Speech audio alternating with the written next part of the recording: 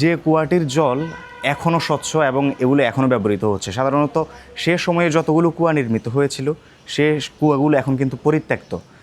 কুয়াগুলোতে পানি নেই, পানি ব্যবহার তো দূরের কথা, পানি থাকে না। সেই জায়গায় এই কুয়াটা এখনও ব্যবহৃত হচ্ছে এবং এ কুয়াতে পানিও রয়েছে। আর এই বাড়িটির যে সামনের অংশ আমরা রাস্তা থেকে দেখেছিলাম, যেটা দেখে আমরা আসলে মুগ্ধ হয়েছিলাম, এত বেশি চমৎকার, রাস্তা থেকে আমাদেরকে আকর্ষণ করছিল।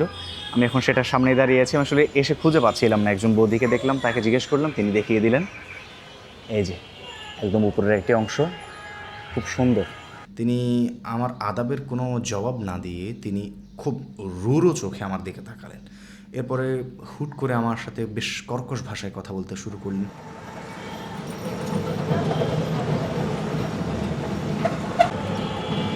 আমি একটি হিন্দু বাড়ির প্রেমে পড়েছি। বাড়িটিকে যেদিন প্রথম দেখেছিলাম সেদিন আমি অবাক বিস্ময়ে হয়ে তাকিয়েছিলাম।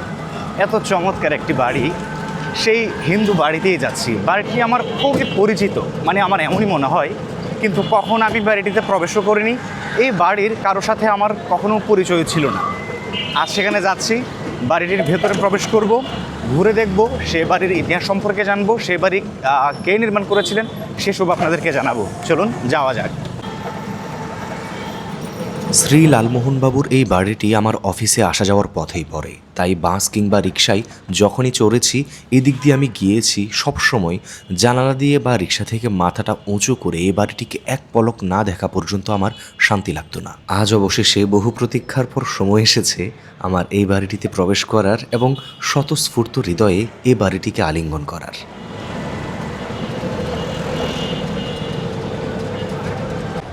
জ্যামে পড়েছি, তাই রিক্সা থেকে নেমে আমি হাঁটতে শুরু করলাম। আমি কাছাকাছি চলে এসেই জ্যামে পড়েছি। যেহেতু আমার হাতের সময় কম, আমি ভিডিও করে আবার অফিস করতে হবে, আমাকে অফিসে যেতে হবে, সে কারণে আমি নেমে হাঁটছি আর যাচ্ছি আমার সেই কাঙ্ক্ষিত বাড়িটিতে। হাঁটতে হাঁটতে আমি চলে এসেছি আমার সেই পছন্দের বাড়িটিতে। বাকি আপনাকে যদি এই বাড়িতে আসতে হয়, প্রথমে চলে আসতে হবে শরৎগুপ্ত রোড, দয়াগঞ্জ, ঢাকায়। এরপর আপনি এই বাড়িটি পেয়ে যাবেন একদম রাস্তার পাশে অবস্থিত। আর আমি এখন আপনাদেরকে সে অংশটি দেখাচ্ছি যে অংশটি দেখে আমি এই বাড়ির প্রেমে পড়েছিলাম। জানি না ক্যামেরায় ভালোভাবে ভিজিবল হচ্ছে কিনা। বাকি এটাই হচ্ছে এই বাড়ির সামনের অংশ, একদম রাস্তার পাশে অবস্থিত। সামনে বেশ কিছু দোকানপাট গড়ে উঠেছে, যার ফলে এই বাড়ির যে সৌন্দর্য সেটা অনেকখানি নষ্ট হয়েছে বলা যায়। এই বাড়িটি যতটুকু না বাড়ি হিসেবে পরিচিত, তার চেয়ে বেশি একটি ঔষধালয় হিসেবে বেশি পরিচিত এবং বেশি সুপ্রসিদ্ধ ইতিহাসে। চলুন আমরা সব কিছু ঘুরে দেখে বাড়ির ভেতরে প্রবেশ করি এবং সেসব ইতিহাস আপনাদেরকে জানাই। আমরা এই বাড়ির একটি অংশে রয়েছি, ঠিক কোন সাইড দিয়ে প্রবেশ করব সেটাই বুঝতে পারছি না। একটি গেট পেয়েছি, গেটে দেখা যাচ্ছে একটি মন্দিরের, শ্রী শ্রী মধুসূদন নারায়ণ বিগ্রহ মন্দির। চলো একটু প্রবেশ করি ভেতরে। আমি যে আজকে লালমোহনবাবুর বাড়িতে এসেছি, এই লালমোহনবাবুর বাড়ি সম্পর্কে আমি খুব বেশি তথ্য জানি না বলতে কিছু জানি না, একদম শূন্য জ্ঞান নিয়ে এখানে এসেছি। আমি অতটুকু জানি, এতটুকু আমার নিজের মধ্যে আমি একটা ধারণা নিয়েছি যে লালমোহনবাবুর পরিবারের কেউ এখানে থাকছেন, অথবা তার উত্তরাধিকার সূত্রের কেউ এখানে থাকছেন।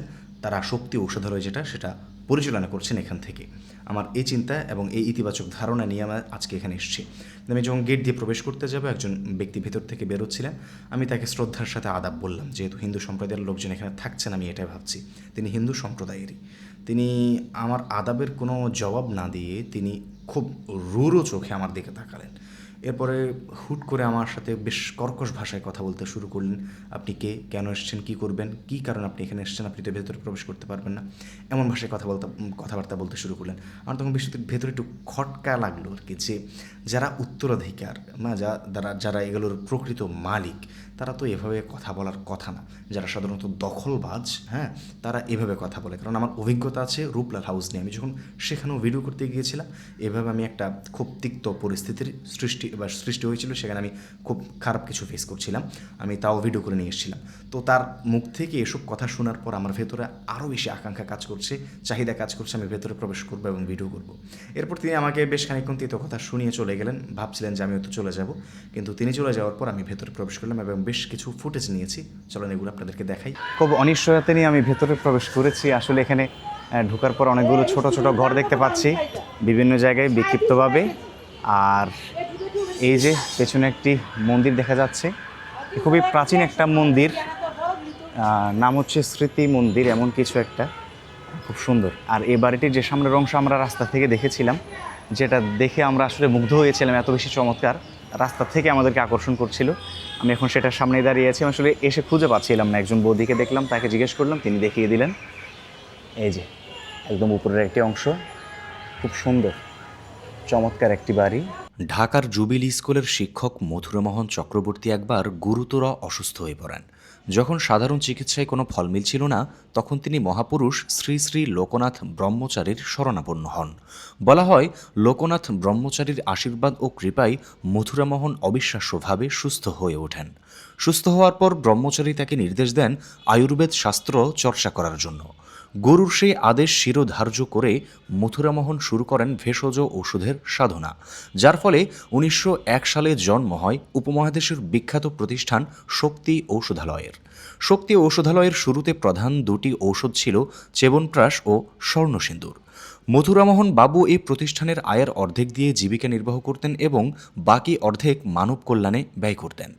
তবে মথুরামোহন বাবুর মৃত্যুর পর এই শক্তি ঔষধালয়ের মালিকানা নিয়ে বাঁধে বিপত্তি। আমরা বিভিন্ন বিক্ষিপ্ত তথ্য ঘেঁটে যতটুকু জেনেছি তা হলো, মথুরামোহন বাবু যেহেতু নিঃসন্তান ছিলেন, তাই তিনি তার ভাইপো শ্রী লালমোহন চক্রবর্তীকে এই শক্তি ঔষধালয়ের মালিকানা দিয়ে যান। আর সেই লালমোহন বাবুর বাড়িতেই আজ আমরা এসেছি। এই বাড়িটি যখন প্রতিষ্ঠিত হয়েছিল, সাধারণত ইংরেজ সময়ে বা জমিদারদের সময়ে যখন কোনো বাড়ি নির্মাণ হতো, সেই বাড়ি বা সেই প্রাসাদ লাগোয়া একটি কুয়ো থাকতো। তো এই বাড়িতেও ঠিক তেমন একটি কুয়া রয়েছে, যে কুয়াটির জল এখনও স্বচ্ছ এবং এগুলো এখনও ব্যবহৃত হচ্ছে। সাধারণত সে সময়ে যতগুলো কুয়া নির্মিত হয়েছিল, সে কুয়াগুলো এখন কিন্তু পরিত্যক্ত। কুয়াগুলোতে পানি নেই, পানি ব্যবহার তো দূরের কথা, পানি থাকে না। সেই জায়গায় এই কুয়াটা এখনও ব্যবহৃত হচ্ছে এবং এ কুয়াতে পানিও রয়েছে। আচ্ছা, ভিডিও যা দেখলেন। আমি বাড়িতে ভেতরে প্রবেশ করার পর আরেক লঙ্কা কাণ্ড। আমি ভেতরে প্রবেশ করতে না করতেই আমার সামনে যারাই পড়ছে, হোক পুরুষ, মহিলা বা যুবক শ্রেণীর কেউ, সকলে আমার উপর বিধিনিষেধ আরোপ করছে। কেন এসছেন? বেরিয়ে যান, তাড়াতাড়ি বেরিয়ে যান। হ্যাঁ, ভিডিও করা যাবে না, অমুক জায়গার ভিডিও করা যাবে না, তমুক জায়গার ভিডিও করা যাবে না। এমনকি অনেকে বলছে যে এই যে পুরনো জায়গাগুলো রয়েছে, ভেঙে ভেঙে পড়ে যাচ্ছে, এগুলোর ভিডিও করা যাবে না স্পেসিফিক্যালি, কারণ বাড়িতে আছেই তো এগুলো। পুরান বাড়ি বলতে আমরা যা বুঝি, পুরান বাড়ি তো এগুলোই, খসে পড়া আস্তর। আমরা এগুলোর তো ভিডিও করতে যাই, তারা এগুলোতে ভিডিও করতে নিষেধ করছে। কেন করছে? প্রত্নতত্ত্ব অধিদপ্তরের লোকজন এসে নাকি তাদেরকে ডিস্টার্ব করে। তো আমি ততক্ষণে মোটামুটি ক্লিয়ার হয়ে গেলাম যে এখানে লালমোহন বাবুর পরিবারের কেউ তো থাকেনই না, তার পরিবারের দুঃসম্পর্কেরও কেউ এখানে থাকেন না। যারা আছেন এখানে সবাই দখলবাজ। যতক্ষণ আমি এখানে ছিলাম, এখানে আমি আছি, ততক্ষণ পর্যন্ত আমার পেছনে কন্টিনিউসলি লোক লেগেই আছে, হোক কোনো মহিলা, হোক কোনো পুরুষ। আমি কোনো কথা বলছি কি না এটা তারা দেখছে। আমি ফেস টু ফেস এভাবে যে আপনাদের সাথে কথা বলছি, কমিউনিকেশন করছি, আমি এটা ভেতরে করতেই পারছিলাম না। তারা আমার পেছনে কন্টিনিউসলি হাঁটতেছিল। মানে আমি কি বলি এটা তারা দেখবে। হ্যাঁ, আমি যাতে খারাপ কিছু না বলি, মানে খারাপ বলতে যেটা সত্য সেটা যাতে না বলি, তারা সত্যকে ভয় পাচ্ছিল আসলে। তো এই সব কিছু মিলিয়ে আমি আমার মতো করে ভিডিও করতেই পারিনি। দোতলায় যেতে চেয়েছিলাম, আমাকে দোতলায় যেতে দেওয়া হয়নি। সবাই খুব কর্কশ ভাষায় কথা বলছিল। যার সামনে পড়ছি সে বলছে বেরিয়ে যান। এসব দখলবাজদের থেকে এসবগুলো মুক্ত করে এগুলোকে রাষ্ট্রীয় যে প্রত্নতত্ত্ব অধিদপ্তর রয়েছে সেটার অধীনে নিয়ে আসা হোক এবং বাংলাদেশও পৃথিবীর মানুষের জন্য উন্মুক্ত করে দেওয়া হোক।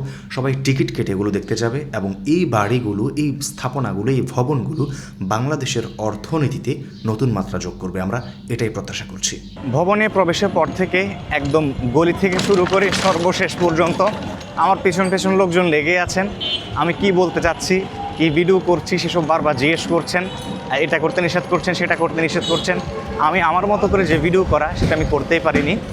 আর আমি যখন এই শক্তি ঔষধালয়ের যিনি মালিক, তার এই বাড়ি নিয়ে যখন আমি অনলাইন ঘাঁটলাম, তখন অনলাইনেও ঠিক কোনো তথ্য আমি খুঁজে পাইনি। আর ভিডিও ক্লিপ ইউটিউবে ঠিক 2 থেকে 3টা, হাতে গোনা কয়েকটা পেয়েছি, আর এর বেশি কিছুই পাইনি। আর কোনো তথ্য পাইনি আমি। সে তথ্যহীন হয়ে ওখানে গিয়েছিলাম, ভেবেছিলাম মানুষের মুখ থেকে শুনবো। সেখানে যারা বসবাস করছেন তারা কেনই বা এমন করলেন, কী কারণে এমন করলেন সেটা বুঝতে পারছি না। তারা বলছেন যে তাদের সমস্যা হবে ভিডিও করলে। তাই আমি ভগ্ন মনোরথে অবশেষে অফিসের দিকে ফিরছি। কিছুই করার নেই, কপাল। আজকের ভিডিও এখান থেকে শেষ করছি। সবাই ভালো থাকুন, সুস্থ থাকুন এবং আমার ভিডিও বেশি বেশি দেখবেন। যেটা ভালো লেগেছে সেটা ভালো বলবেন, যেটা খারাপ লেগেছে সেটা আমাকে গঠনমূলক সমালোচনার মাধ্যমে ধরিয়ে দেবেন। খোদা হাফেজ।